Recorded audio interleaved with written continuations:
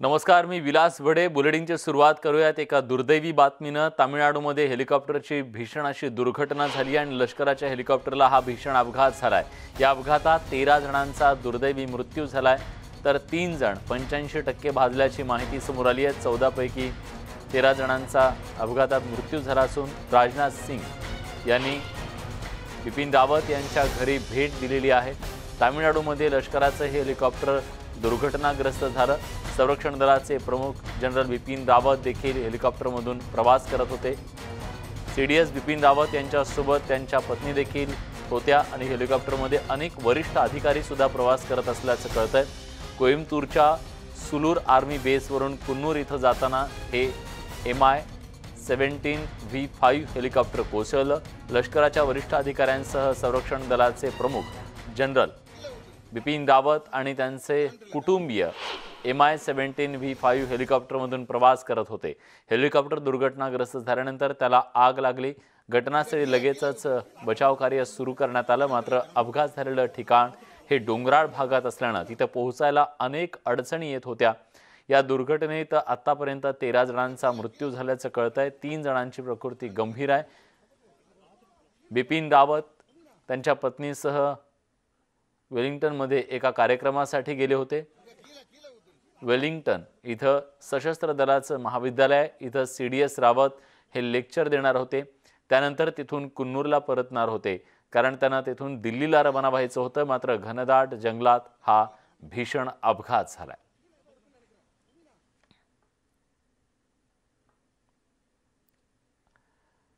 लष्कराचं हेलिकॉप्टर तामिळनाडूच्या कोइंबतूरच्या सुलूर आर्मी बेसवरून कुन्नूरकडे निघालं. मात्र वाटेत हेलिकॉप्टरला भीषण अपघात झाला. सकाळी 9 वाजता दिल्लीवरून हे रवाना झालं आणि सकाळी 11:35 कोइंबतूरला ते उतरलं. सकाळी 11:45 सुलूरला ते रवाना झाले. दुपारी 12:20 कुन्नूरजवळ त्याला भीषण अपघात झाला. सकाळपासून ते दुपारपर्यंतचा हा घटनाक्रम.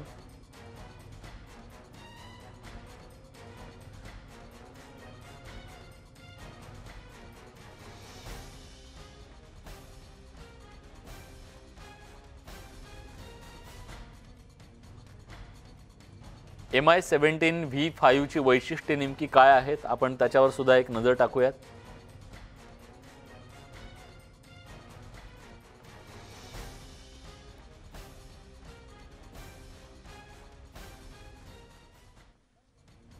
CDS बिपिन रावत यांचे हेलिकॉप्टर हे कोसळलेलं आहे. त्याला भीषण अपघात झालेला. कोइंबतूरहून ते कुन्नूरच्या दिशेने निघालं आणि त्याच दरम्यान घनदाट जंगलामध्ये या हेलिकॉप्टरला भीषण अपघात झाला आणि ते क्रॅश झालं.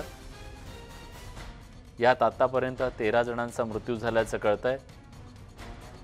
अत्यंत भीषण अशी दुर्घटना होती आणि अपघातग्रस्त झाल्याच्या नंतर या हेलिकॉप्टरने पेट घेतला. त्यातले जे प्रवासी आहेत त्या अनेक प्रवासी हे भाजलेले आहेत. गंभीर दुखापत त्यांना झाल्याचं सुद्धा कळतंय. कोइंबतूरहून निघालेलं कुन्नूरच्या दिशेनं हे हेलिकॉप्टर आणि त्याच दरम्यान त्याला हा भीषण अपघात झाला.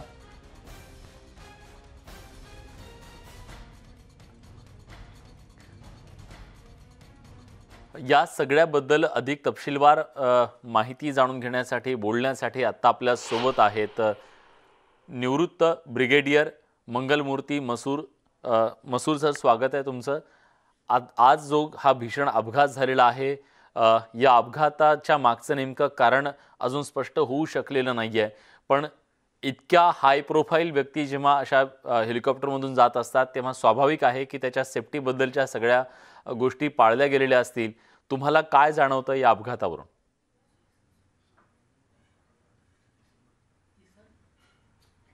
आप मुझे जरा हिंदी में बोलेंगे तो अच्छा रहेगा. आपको क्या लगता है कि किस वजह से ये दुर्घटना हुई होगी? हाँ, देखिए, ये जो Mi-17 V5 हेलीकॉप्टर है, दुनिया का सबसे एडवांस्ड हेलीकॉप्टर है. हमारे पायलट्स भी इसमें बहुत माहिर हैं और ये जो मशीन है हमारे पास, कई सालों से है। इनके अलग अलग वर्जन्स हमने उड़ाए हुए हैं हमारे एयरफोर्स ने। हाँ। बहुत ही रिलायबल निर्भर फ्लाइंग मशीन है ये, एंड दुनिया की सबसे एडवांस फ्लाइंग मशीन है। जो पायलट्स होते हैं इन वीआईपी फ्लाइट्स की, ये बहुत एक्सपर्ट होते हैं, सीनियर पायलट्स होते हैं, कई हजार इन्होंने फ्लाइंग आवर्स किए होते हैं इसमें। तो ऐसा चांस नहीं होता। सेफ्टी चेक्स भी हैं, मशीन चेक जो है हाँ। इंडियन एयरफोर्स या Indian army, Indian navy VIP flights की 5 बार करती हैं, 5 बार करती हैं वीआईपी चेक्स मशीन की, उसके अंदर सेफ्टी रेगुलेशंस की। सो ये एक हादसा है। देखिए, एक्सीडेंट होता है तो कभी भी कहीं भी हो सकता है, इस पे किसी का नियंत्रण नहीं रहता, इसीलिए शायद इसे एक्सीडेंट कहते हैं। हाँ। तो इंडियन एयरफोर्स ने सीडीएस जो वीआईपी थे हमारे, इनके साथ 14 और पैसेंजर्स थे इसमें, इस फ्लाइट का पूरा निरीक्षण किया होगा, अच्छा से चेक किया होगा, फ्लाइट चेक्स किए होंगे। और जो पायलट्स हैं, 2 पायलट होते हैं इस मशीन को जो उड़ाते हैं, हेलीकॉप्टर को उड़ाते हैं, ये एक्सपर्ट्स होते हैं अपनी फील्ड में। इनके लायक एक्सपीरियंस, सबसे ज्यादा एक्सपीरियंस पायलट होते हैं ये इंडियन एयरफोर्स के। सो इसमें कहीं भी कोई शक नहीं लगता कि कोई दुर्घटना जो हुई है इसमें कोई डाउट का अंदेशा है। ये हो सकता है ह्यूमन एरर। जब ये फ्लाई कर रहे थे तो वहां वेदर कंडीशंस थोड़ी खराब थी। हाँ। बादल थे और धुंध थी, और ये जंगल के ऊपर से हिली टेरेन पे फ्लाई कर रहे थे। तो शायद ह्यूमन एरर भी हो सकता है, मशीन एरर हो सकता है। अभी कुछ पिन पॉइंट नहीं कर सकते किस चीज से दुर्घटना हुई होगी। ठीक है। लेकिन सर, जो हमें विजुअल में दिख रहा है, इस विजुअल को हम बारीकी से देखें तो एक धुआं सा भी पूरे मौसम खराब होने का अंदेशा भी दे रहा था। क्या ऐसे मौसम में भी ये हेलीकॉप्टर काम कर सकता था, करता है? हाँ, बिल्कुल अच्छा सवाल है आपका। देखिए, ये विश्व का सबसे एडवांस हेलीकॉप्टर है। मी 17 V5 मॉडल जो वेरिएंट है इसका, सबसे एडवांस है। इसमें एवियोनिक्स और ऑल वेदर कैपेबिलिटी रखता है। ये लड़ाकू विमान है, ऑल वेदर कैपेबिलिटी, खराब से खराब मौसम में उड़ सकता है। और जो पायलट्स हैं इसमें, वो बहुत ज्यादा एक्सपीरियंस वाले हैं। 2 पायलट्स होते हैं। सेफ्टी एस्पेक्ट्स में भी इसमें बहुत एरर है। एरर का मतलब मार्जिन बहुत कम है, एरर का मार्जिन। सो वेदर कंडीशंस भी एक हो सकती हैं, ह्यूमन एरर भी हो सकता है, जैसे मैंने पहले बताया। सो आप अनुमान अभी लगाना जरा मुश्किल होगा कि बिल्कुल, किस कारण ये क्रैश हुआ। अभी तो कहना मुश्किल है। हाँ, देखने में जैसा आता है कि धुंध, ठीक है, वहां पे धुंध बहुत सी थी और नेविगेशन सिस्टम है, येस, मिनट टू मिनट। यहाँ के जो विटनेस आहे म्हणजे तिथं आता प्रत्यक्षदर्शी जे होते त्यांनी या संदर्भात नेमकं काय म्हटलंय ते आधी जाणून घेऊया, पुन्हा चर्चेवर येऊया.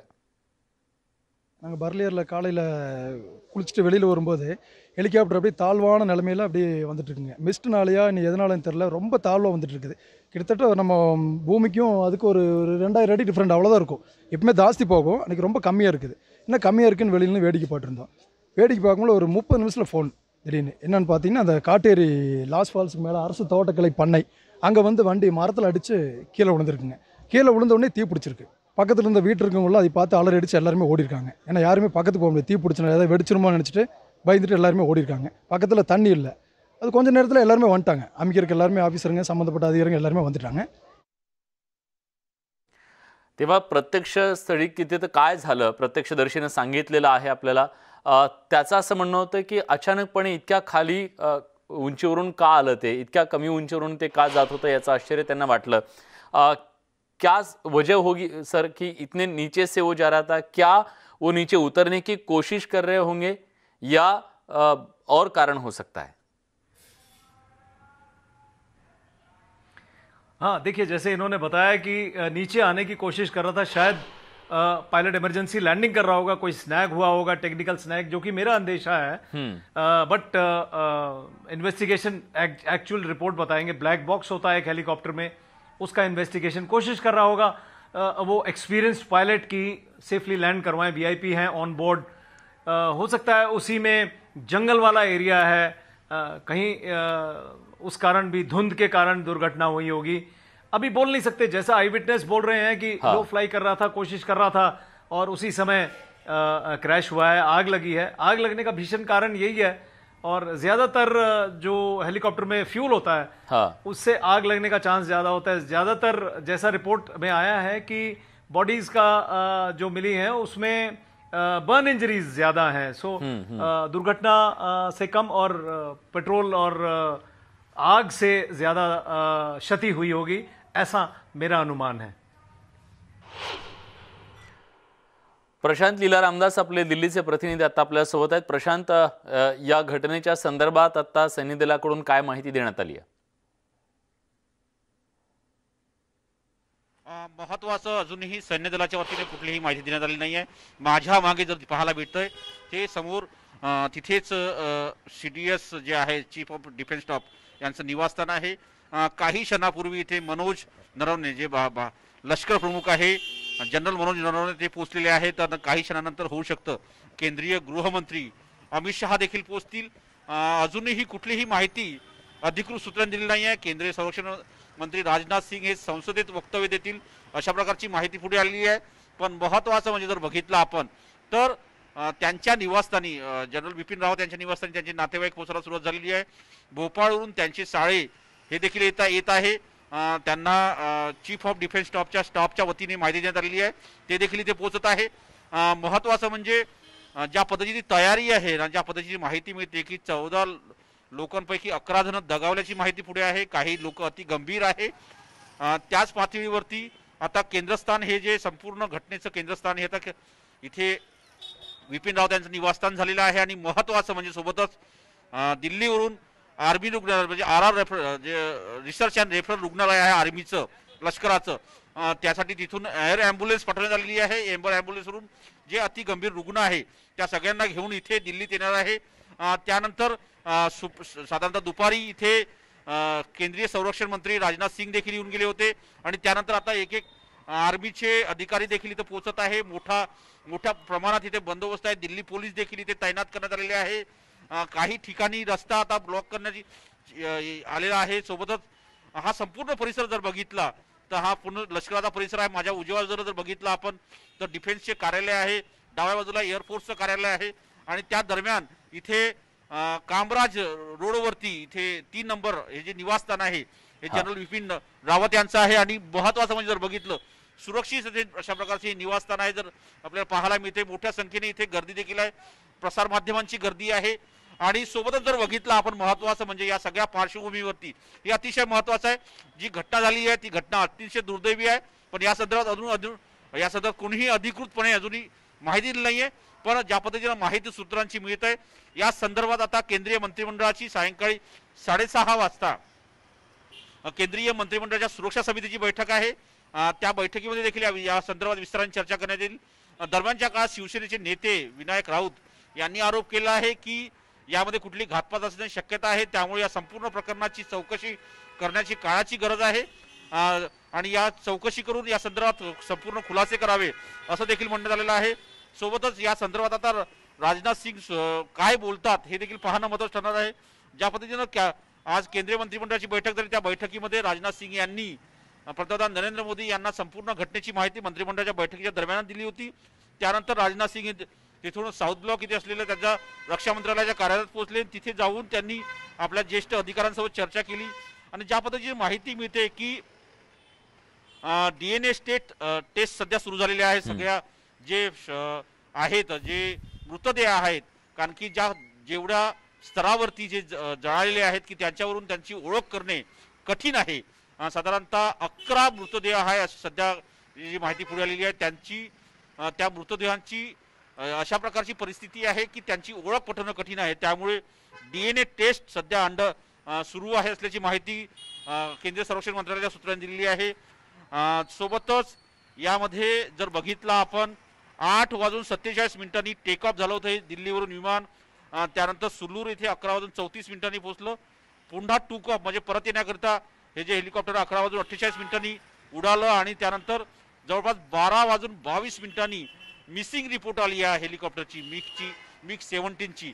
त्यानं म्हणजे साधारणतः 12च्या दरम्यान याचा अपघात झाल्याची जी माहिती सकाळपासून आपल्याकडे आली होती ती याचा अर्थ बरोबर आहे की ते 12 वाजताच अपघात झालेला आहे।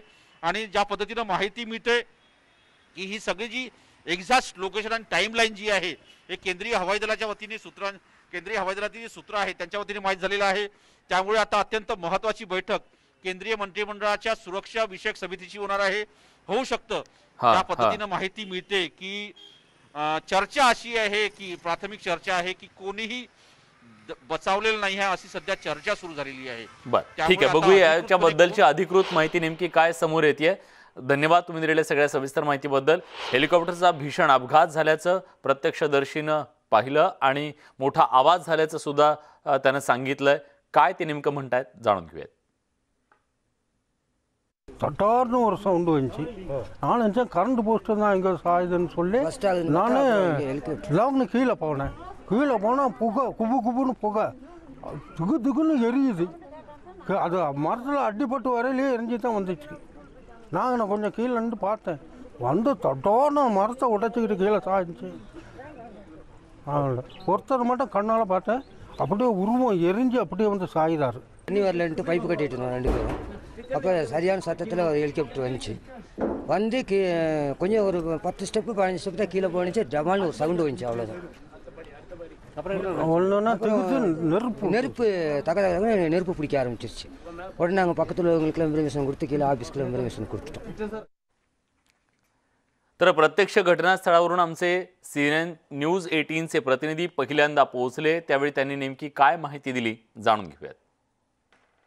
News 18 was the first network to reach the spot. What I saw was sensed absolutely devastation. Pilot has worked hard to ensure the helicopter did not crash on the house here. This is William for CNN News 18 in Kannur.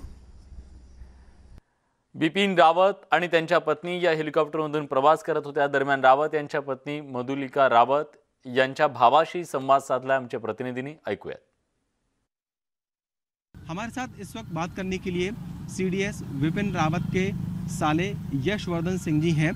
हम उनसे जानेंगे कि आखिरकार उनके pass क्या जानकारी है अभी और क्या कुछ उनको बताया गया है.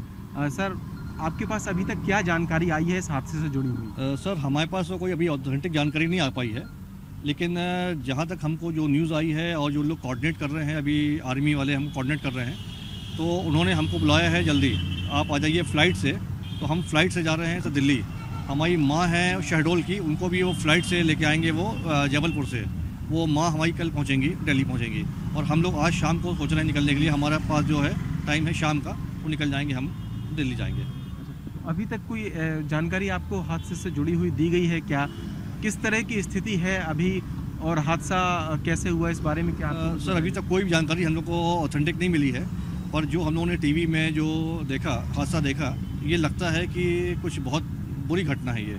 और अभी उन्होंने डिक्लेयर नहीं किया है, पर जिस तरह से वो बुला रहे हैं ऐसा प्रतीत होता है कि दुखद घटना है ये. मधुलिका जी आपकी बड़ी बहन है?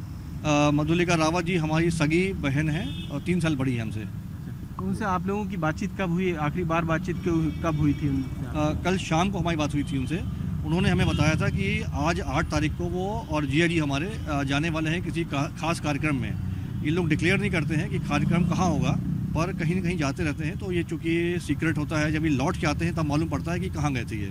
तो आज का था कि वो लोग दिल्ली में नहीं रहेंगे, ऐसी जानकारी हल्की फुल्की हमको मालूम थी. अभी जब से आप लोगों को कुछ पता चला है, किस तरीके की आशंका या डर आप लोगों के मन में है? क्योंकि जैसा आप बता रहे हैं कि लगातार आपको संपर्क किया जा रहा है और कुछ अनहोनी जैसी खबर आपको लगता है कि हो सकती है? सर देखिए, जो उनके CDS साहब के जो ADC से जिनसे हमारा डायरेक्ट कांटेक्ट होता था, तो वो भी उसी हादसे में ख़त्म हो गए. तो उनका भी फ़ोन नंबर नहीं आ पा रहा है. और बाकी जो छोटे अधिकारी हैं उनसे बात करते हैं तो वो हमको ऑथेंटिक नहीं बता पा रहे. उनका कहना है कि डिक्लेयर होगा तब बताएंगे आपको. लेकिन जिस तरह से वो हमको बुला रहे हैं, ऐसा संकेत लगता है कि मतलब शायद कोई बात हो, ऐसा हमको अनुमान लगता है. हमारा अनुमान यह है कि शायद कोई ऐसी बात हो. मधुलिका जी, यही शेड्यूल में उनकी पढ़ाई लिखाई के बारे में अगर आप बता सकें, यही हुई थी? कितना जुड़ाव उनका मध्य प्रदेश से रहा है? सर, उनका बेसिक तो एजुकेशन शेड्यूल से हुआ था और उसके बाद फिर उन्होंने 12th तक पास किया है ग्वालियर से सिंधिया स्कूल में. तो सिंधिया स्कूल से बात चली गई थी वो दिल्ली यूनिवर्सिटी में, वहाँ उन्होंने पढ़ाई की थी. और दिल्ली यूनिवर्सिटी की पढ़ाई के बाद ही जब जिया जी कैप्टन थे 1986 में, तब इनका विवाह संपन्न हुआ था. से वो वहीं शिफ्ट हो गए? से वो वहीं हैं. उनकी 2 बेटियां हैं. और तो ये है योगेंद्र सिंह जी, इस वक्त यशवर्धन सिंह जो इस वक्त हमसे बात कर रहे थे CDS विपिन रावत के साले हैं वो, और जो मधुलिका रावत है CDS विपिन रावत की पत्नी, उनकी बड़ी बहन है। और उन्होंने जो बताया है कि जिस तरीके की सूचनाएं अभी उनको मिल रही हैं उसमें हो सकता है कि कोई ऐसी खबर उनको लगे जो अनहोनी भरी हो, लेकिन अभी अधिकृत तौर पर कोई जानकारी उनके पास नहीं आई है। लेकिन उन्हें ये संदेश मिला है कि वो जल्द से जल्द दिल्ली पहुँचें, और इसकी वो तैयारियाँ कर रहे हैं। इस वक्त पूरे परिवार को दिल्ली जाने के लिए कहा गया है। कैमरामैन अजय के साथ शरद श्रीवास्तव, न्यूज 18 भोपाल। पंतप्रधान नरेंद्र मोदी यांनी आज एक अतिशय महत्त्वाची बैठक बोलावली आहे। संध्याकाळी 6:30 वाजता ही बैठक बोलावण्यात आली आहे। हेलिकॉप्टर दुर्घटनेच्या पार्श्वभूमीवर ही बैठक बोलावण्यात आली आहे, त्यामुळे या बैठकीकडे सगळ्यांचंच लक्ष असणार आहे। एक हाय प्रोफाईल अशी ही बैठक होती आहे, कारण CDS बिपिन रावत यांच्या हेलिकॉप्टरला आणि वरिष्ठ अधिकाऱ्यांच्या हेलिकॉप्टरला भीषण अपघात झाल्याच्या नंतर पंतप्रधानांनी ही महत्त्वाची बैठक बोलावली आहे। त्यामुळे स्वाभाविक आहे काहीशी चिंता ही सरकारी पातळीवर व्यक्त केली जाते। अजून अधिकृतरित्या कुठल्याही प्रकारची घोषणा करण्यात आलेली नसली तरी पंतप्रधानांनी ही महत्त्वाची बैठक बोलावली आहे। प्रशांत लीला रामदास आपले दिल्लीचे प्रतिनिधी आता आपल्या सोबत आहेत। प्रशांत, कशासाठी ही बैठक बोलावण्यात आली आहे, याचा अजेंडा काय, काही कळू शकले का? केंद्रीय मंत्रिमंडळाच्या सुरक्षा विषयक समितीची एक अत्यंत महत्त्वाची बैठक सायंकाळी 6:30 वाजता बोलावण्यात आली आहे।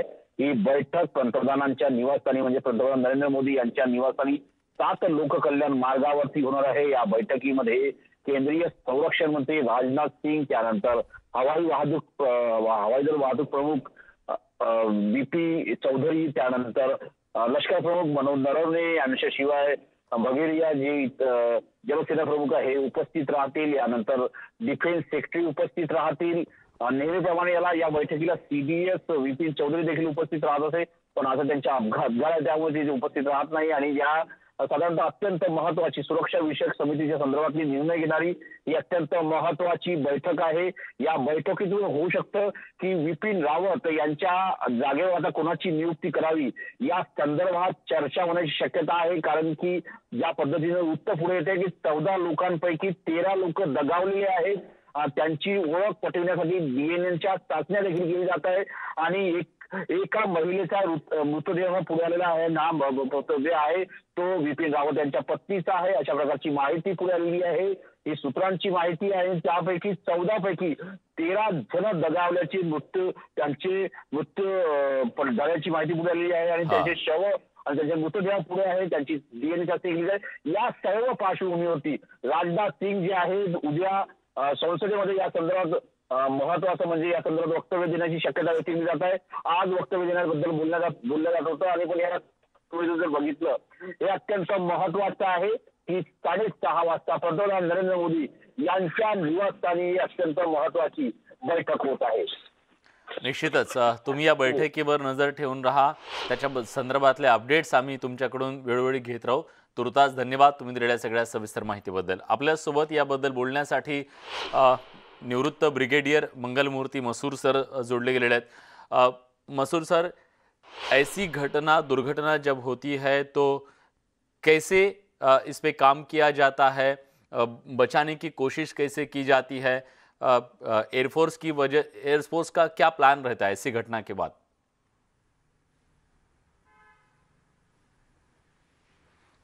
हाँ, एयरफोर्स का ये फुल प्रूफ प्लान होता है। जैसे आप देख रहे थे इस हेलीकॉप्टर में 14 लोग बैठे थे, इसके साथ साथ एक और स्टैंड बाय हेलीकॉप्टर भी साथ साथ चलता है। जस्ट इन केस कहीं कोई टेक्निकल स्नैग हुआ तो लैंड करके हम दूसरे हेलीकॉप्टर में चेंज करके जा सकते हैं VIPs ऑन बोर्ड। ऐसा प्लान होता है और ये इस मौके पे भी जरूर रहा होगा। लेकिन ये जो आप कह रहे हैं दुर्घटना, जैसे आप जानते हैं कि कभी भी हो सकती है, ये हादसा कभी भी हो सकता है। सो नेचुरल कैलामिटी भी है इसमें, जहां पे आप देख रहे हैं कि धुंध बहुत है। हालांकि ये एक ऑल वेदर एयरक्राफ्ट है, हेलीकॉप्टर है, जो कि हर वेदर में लड़ाई के मैदान में उड़ सकता है ये। और एडवांस एवियोनिक्स है, एडवांस इसमें नेविगेशन सिस्टम है, पायलट्स एक्सपर्ट होते हैं। सो आगे की जो इंक्वायरी आएगी ब्लैक बॉक्स से हमें जो डिटेल्स मिलेंगे शायद उसी से पता चलेगा कि क्या गड़बड़ हुई है। एंड ऑफ कोर्स एक हेलीकॉप्टर में एक ही VIP होता है, 3-4 VIPs एक साथ ट्रैवल नहीं करते। जो कि सीडीएस हैं या हमारे चीफ ऑफ आर्मी स्टाफ हैं या आर्मी कमांडर हैं, उस लेवल के आर्मी, एयरफोर्स, नेवी के, इनकी लेडी वाइफ्स भी इनके साथ ट्रैवल कर सकती हैं सर्विस एयरक्राफ्ट में। ऐसा हमारे संविधान में इनको प्रोटोकॉल दिया हुआ है। बिलकुल। आप ऐसे ही साथ में रहिए सर। एक छोटासा ब्रेक आपण घेतोय, ब्रेकनंतर लगेच परत येतोय आणि याच सगळ्या विषयावरती आपण जाणून घेणार आहोत। ब्रिगेडियर आपल्यासोबत मंगलमूर्ती मसूर असणार आहेत। कुठे जाऊ नका, पहा फक्त न्यूज 18 लोकमत।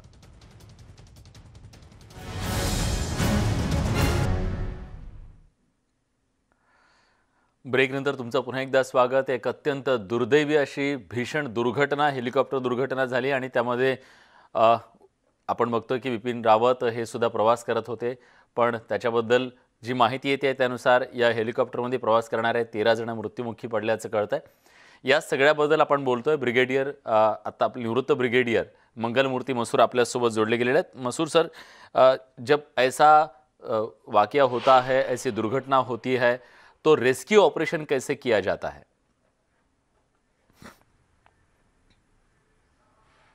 हाँ, अच्छा सवाल पूछा आपने। देखिए, जो ये इलाका है तमिलनाडु का, कोयम्बटूर वाला जंगलात वाला इलाका है। पहाड़ी वाला इलाका है। हालांकि ज्यादा ऊंचे पहाड़ नहीं है, बट पहाड़ वाला इलाका है। जिस टाइम ये दिन के टाइम 12 साढ़े 12 के आसपास फ्लाई कर रहे थे, उस टाइम इतना क्लियर वेदर नहीं था।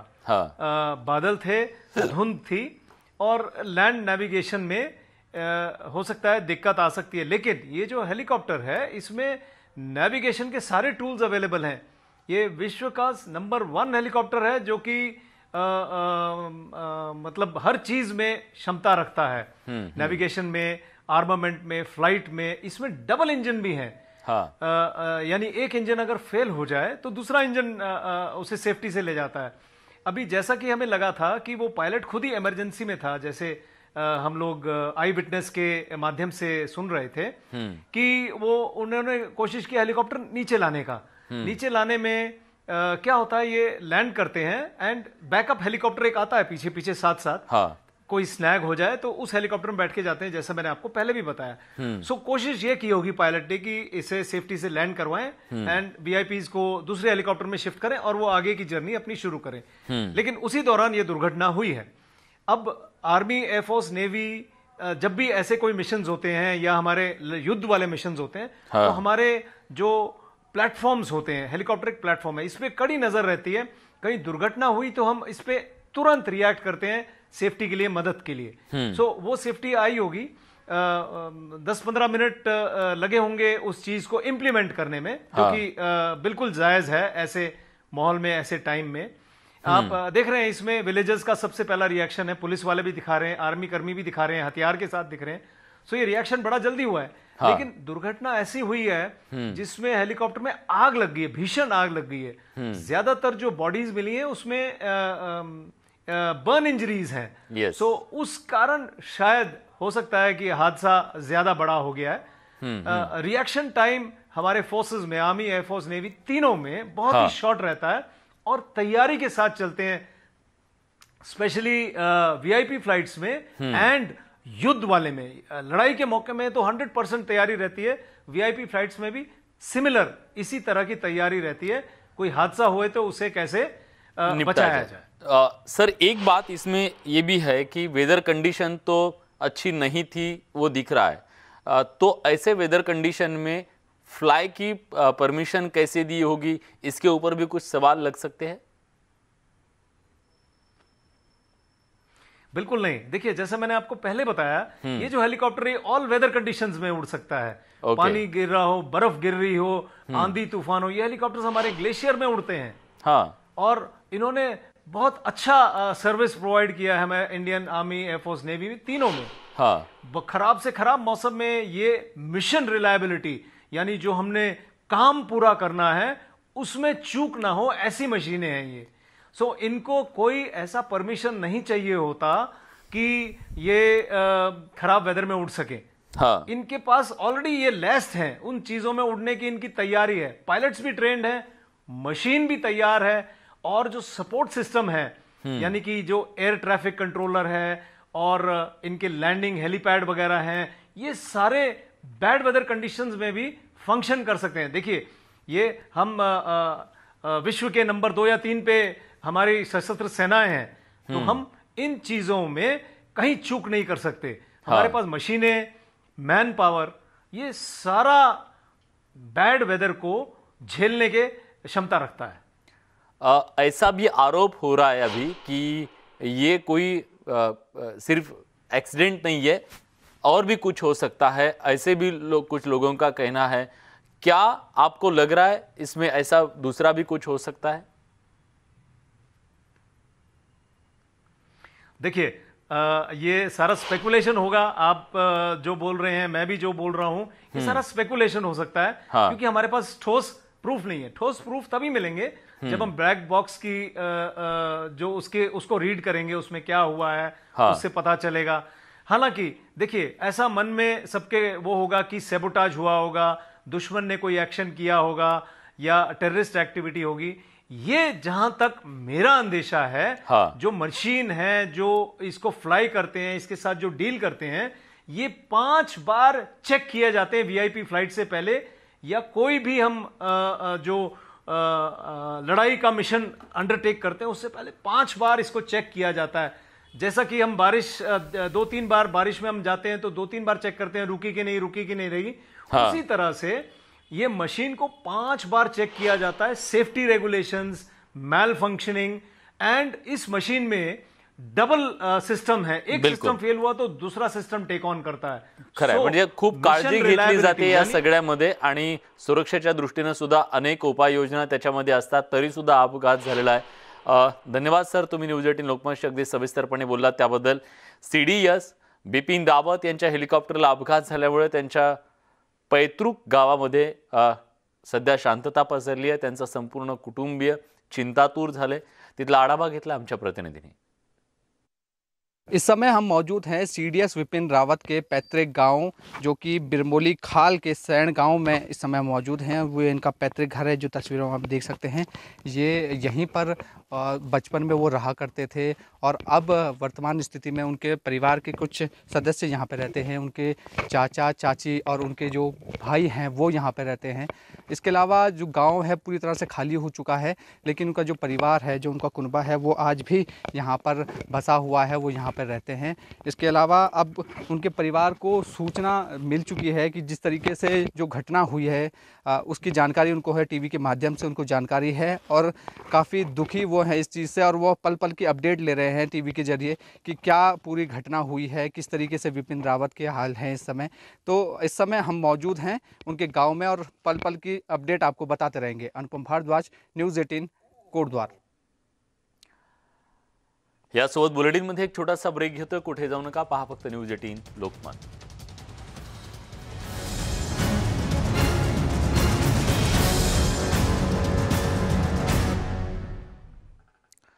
ब्रेक नंतर आपण बघतोय बातमी भीषण दुर्घटनेच्या संदर्भातली।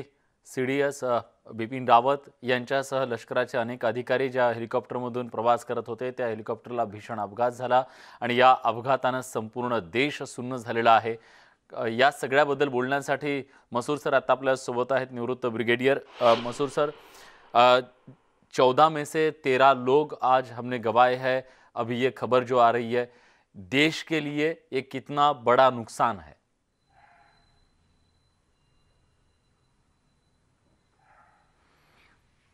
देखिए, दुर्घटना हुई है, देश के लिए नुकसान तो है।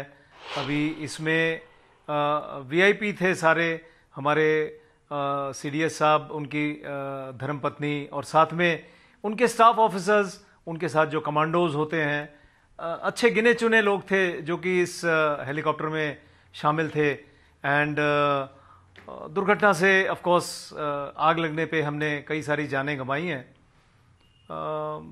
ये जा रहे थे सुलूर एयरफील्ड, एयरफोर्स के एयरफील्ड से अपने वेलिंगटन में।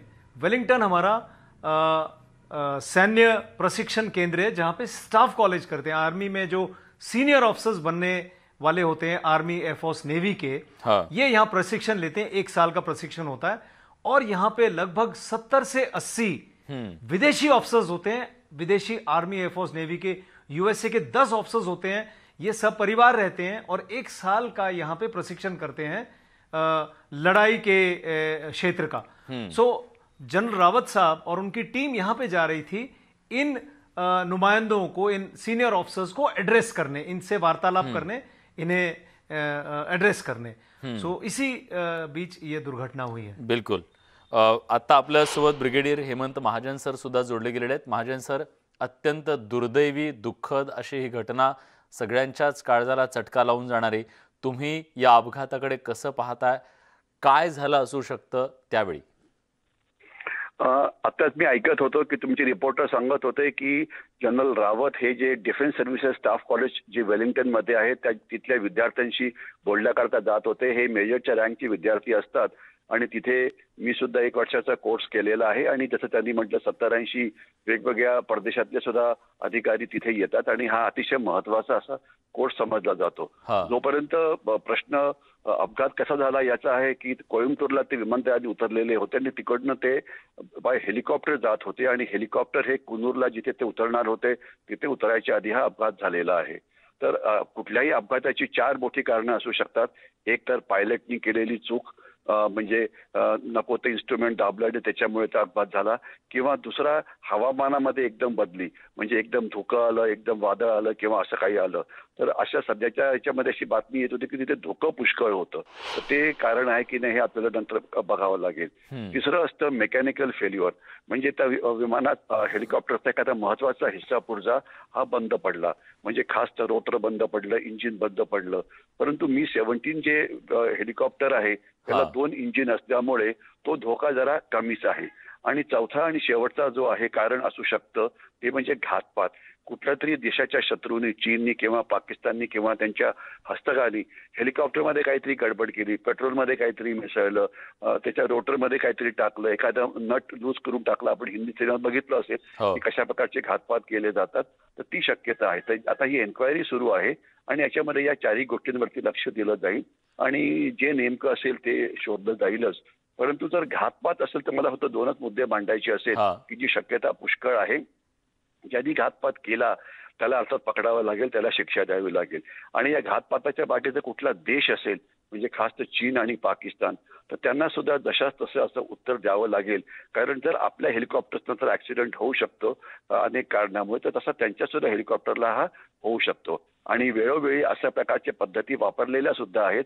आपल्याला कल्पना असेल की काही वर्षापूर्वी अमेरिके जे पाकिस्तानचे प्रेसिडेंट होते जनरल जियाउल हक, त्यांच्या विमानाला अपघात झाला ज्यामध्ये ते मारले गेले आणि असं म्हटलं जातं तो अपघात CIA जी अमेरिकेची गुप्तहेर संस्था त्यांनी केली होती, कारण ज्यांचं जनरल जियाउल हकचं वागणं हे अमेरिकेला पसंत नव्हतं। म्हणजे मला मी अमेरिकेचं समर्थन करत नाहीये, परंतु जशाच तसे उत्तर द्यायची आपल्याकडे त्यामुळे तुम्हाला आता असं वाटतंय की जर याच्यात तशा प्रकारचा काही अँगल असेल तर त्या दृष्टीने सुद्धा चौकशीतून ते समोर येतं का हे पाहणं महत्त्वाचं असेल। पण धन्यवाद सर, तुम्ही न्यूज 18 लोकमत अगदी सविस्तरपणे बोललात। मसूर सर सुद्धा आपल्या सोबत होते।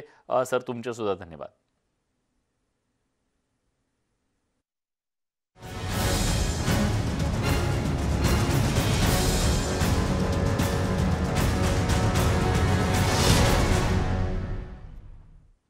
नेटवर्क 18 आणि फेडरल बँक यांची मोहीम संजीवनी अ शॉट ऑफ लाईफ याद्वारे लसीकरणाबाबत जनजागृती केली जाते। त्याच्या माध्यमातून 125 कोटी लसीकरणाचं उद्दिष्ट पार केलंय। यासाठी 12 डिसेंबरला देशासोबत पूर्ण जग पहिल्यांदा लसीकरणावर आधारित टेलिथॉन पाहू शकणार आहे। पाहूया सेलिब्रिटींनी या टेलिथॉन बाबत काय प्रतिक्रिया दिली आहे।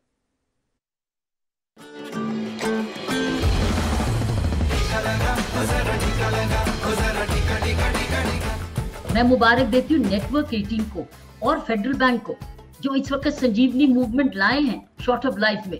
ये देखिए मीडिया भी मिल गया, कॉर्पोरेट वर्ल्ड भी मिल गया और सबके भले के लिए जुड़ गया। किस लिए? ताकि हम लोग वैक्सीनेशन कराएं और अपने आप को कोविड से बचाएं। मैंने खुद 2 लगवाए हैं जैसे जैसे डॉक्टर ने सलाह दी, जिसकी वजह से मैं बची रही और मेरा परिवार भी बच गया। तो इसलिए अपने लिए भी लगवाओ और अपने साथियों को भी लगवाओ।